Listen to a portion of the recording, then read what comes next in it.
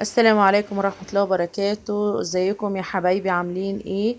النهاردة هنعمل مع بعض المراية او الساعة اللي هي على شكل شمس. هي بتدي شكل فخم للمكان، بتتباع غالية جدا مع اننا ممكن نعملها بخامات رخيصة جدا، وبرضه هتدي نفس التأثير. وفي اكتر من طريقة. محتاجين لمراية مستديرة ومسدس شمع وعصيان شوي خشب اللي هي بتاعة الشيش وبرجل ودوكو ذهبي، والعليقة بتاعة الصور. أول حاجة هنفرد عصيان الشيش في صندوق وندهنها بالدوكو ونسيبها تنشف ونقلبها على الوجه التاني وندهن تاني عشان كلها تترش.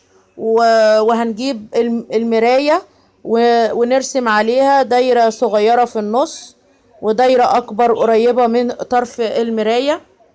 ومسدس الشمع هنعمل خط مستقيم ابتداء من الدايرة اللي في النص لغاية طرف المراية، ونلزق عليها العصاية بتاعة الشيش، ونلزق عصاية تانية جنبها والتانية والتالتة لغاية ما العصيان تشكل دايرة كاملة حوالين الدايرة اللي في النص.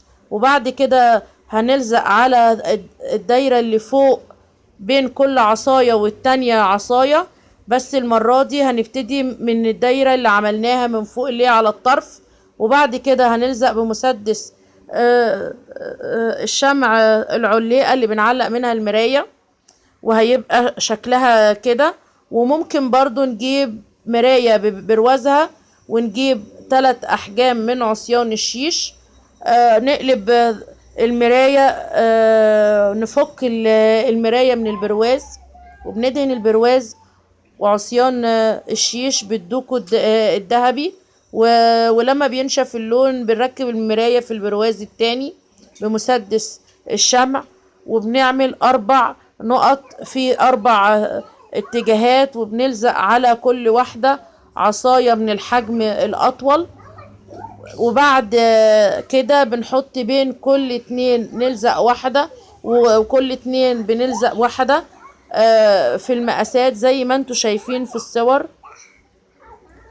وبعد كده بنلزق حوالين كل عصاية عصايتين من الحجم المتوسط، وبين كل عصايتين حجم متوسط نلزق عصاية من الحجم الصغير، وهتبقى بالشكل اللي انتوا شايفينه ده.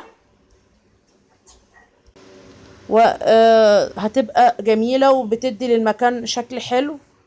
وبرضه ممكن نشتري من عندي بتاع الإزاز أو محلات الديكور وحدات مراية صغيرة مدورة أو مربعة أو مستطيلة أي شكل، وبنلزقها على عصيان الشيش بمسدس الشمع.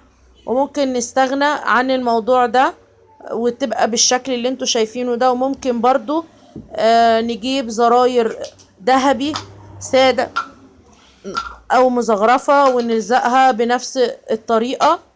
واهم حاجة بنقطع الجزء البارز من الخلف عشان ما يضايقناش بالقصافة. وممكن نستغنى عنه برضو، نجيب ورق فوم يكون جليتر ذهبي ونقصه دواير ونحطها عليه، نلزقها برضو عليه، وبتبقى بالشكل الديكوري الرائع ده. واللي اول مرة يتفرج على قناتي ياريت تدوس لايك مع الاشتراك وتفعيل الجرس عشان يوصلك جديد فيديوهاتي. وارجوكم يا جماعة بلاش الديسلايك ده. وعيد سعيد عليكم وكل سنة وانتم طيبين. والسلام عليكم ورحمة الله وبركاته.